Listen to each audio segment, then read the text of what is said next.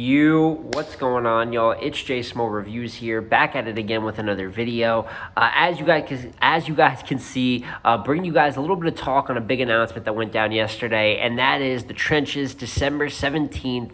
Eazy the Block Captain versus John Dodon going down in Philly. A matchup that a lot of different things to talk about, right? Especially with the way that John has talked trash to Eazy. One of those opponents on the long list that we want to see, or at least they want to battle Eazy, right? And as for me personally, right, there's going to be a few different perspectives we look at this at, but I want to start out by just saying I like this matchup for Eazy very much so. First of all, coming off the Geechee Gotti battle, his first clear loss that ends probably the best winning streak that we've seen in battle rap history. Incredible run, right? And then you get the Geechee battle where you're pretty decent, but Geechee, the expose, you know what I'm saying, information, everything to do with Remy and Pav, how that angle was playing up, the mega match of it, Eazy ends up, or Geechee ends up having an all-time performance and beating Eazy the Block Captain. So now Eazy's operating off of an L, right? And still atop one of the best talents in the world, but now facing a little bit of adversity. How do you bounce back? That's just as big a part of being a legend as there is the many other things, like being great to begin with, all right? But then once there's a little bit of a roadblock, now how do you react to that? How do you adapt to that situation? And I like it because even though it is not the most difficult battle he could have taken, right? We can all agree that John is a legend, but that there is harder fights right now. We can also agree there's bigger fights right now. You know what I'm saying? Moo, Clips, you know what I'm saying, et cetera, that maybe aren't as hard of fights to take, but are still bigger battles. But what I like about this John battle, and what I would like to see Eazy do a little bit next year too, is this is a return to like the middle of the pack top tiers. You know what I'm saying? Respect to John, Shotgun Suge, DNA, legends in their own right. Not the biggest fights, not the hardest fights, but still very respectable fights. And I think seeing all these different styles, different legends, what they all bring to the table, and adding them all to the resume, I think that's always a big part of becoming a legend. I like that 30 to 40 battle region, you know what I'm saying, at the minimum, when we're talking all-time careers, when we're assessing at the end. I want to see you have fought all the different styles and regions, et cetera. But as for this John fight, like I said, not the largest fight, you know what I'm saying, not going to be the most difficult for Eazy, but I still think it's good. And on top of that, there's the history to it that we talked about, right? John has shot at Eazy, you know, Verb ain't do it, Goods ain't do it, Geechee might have did it, you know what I mean? He did come up with the diss track that was ever so catchy.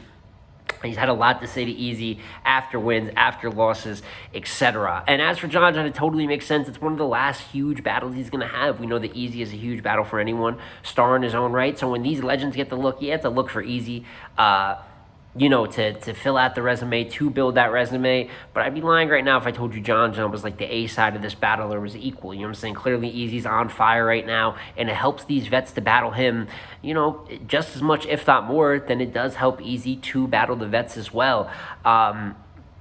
In terms of the winning of the battle, though, and how I look at it going in, I do think Eazy should be the heavy favorite. I think he is the heavy favorite going in. I personally have him winning clear at first glance, and I might have him winning extremely clear. You know what I'm saying? I'm kind of leaning at first glance at possibly Eazy 3-0.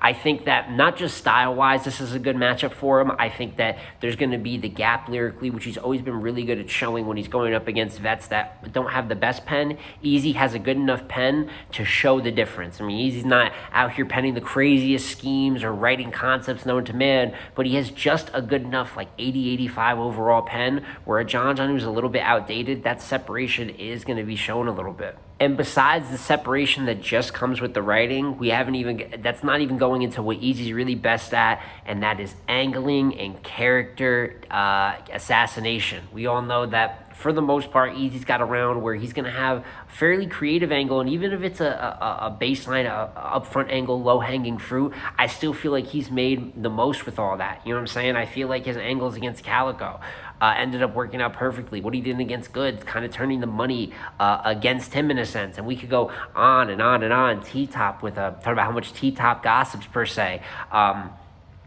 Chess, going to Chess for his mess-ups, right? And we could talk about it for each and every battle. I think Geechee overthought it a little bit, trying to go over personal. And I think that there's a few flaws you could point out where if you're just going to assess Eazy in this battle from the Geechee battle, you know, of course there's flaws to point out, but I think that that was a much more dire situation with the first time he's staring down the Remy and Pap angle. Actually, the second time he's staring down the Remy and Pap angle, but really in the fight we were looking for. We're not really going to talk about the disaster battle. You know what I'm saying? Let's be serious. Gaethje is one of the best in the world, if not the best in the world, when it comes to, okay, I have real information to like expose, and I have to put it in a form for the audience to still follow.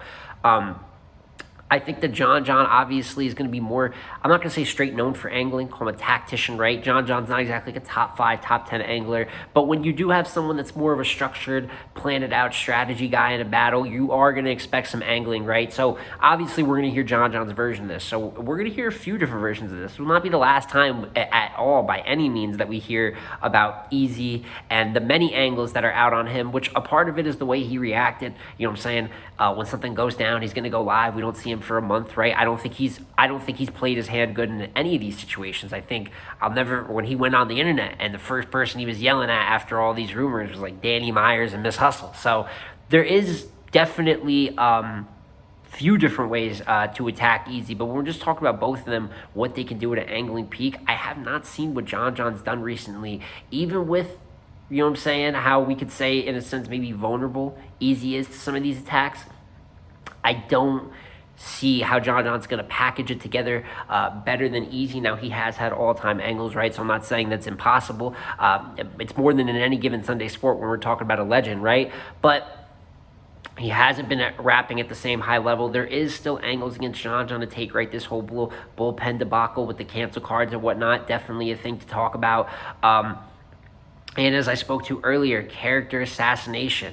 Not only will that go for the bullpen, there's always been critiques about John, right? The stealing stuff. Now, let's say you don't think John steals. I think he's alleged he's gotten to this point. You can't say 100% of it is from biting or anything like that. But Eazy is really good at taking something like that and still getting people to buy into it. Add the fact this is a home game. Now, the Gaethje game was a home game too, but like I said, higher pressure situation. I think the more we get away, that battle had to pay for your sins, right? You have all this noise. You got to face the music. And now, while you're going to hear angles, it doesn't become this battle's about this angle. It's going to be more and more about just regular battle rapping and rapping. And in that case, I don't see how you could say that John as of recent has battled really near the level that Eazy has, right? In terms of the loss to 40 bars, the loss to Chef Trez, the battle with T-Top, where if you have him winning, the quality isn't fantastic compared to Eazy. While you don't like the Gaethje performance, still cleared out Eazy, still cleared out Diz, and his Hitman performance is still probably one of the top 5 single 3-round performances of the year with all the negative noise Eazy has gotten. So when you add all that up, it's many different facts to throw in, right? But I am going to be leaning towards Eazy 3-0, at least 2-1 clear.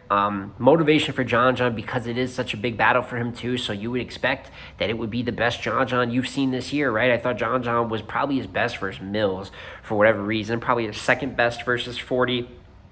I've seen some decent Johns this year, especially in his third rounds. He actually, I don't think, has lost a third round the entire year, even though I don't have him winning a battle besides versus Fab and Mills. I don't have him winning versus some other real battle rap competition. He is riding late into that third, so I think that you could still get a 3 great rounds, and he is bound to make one competitive with how good he is.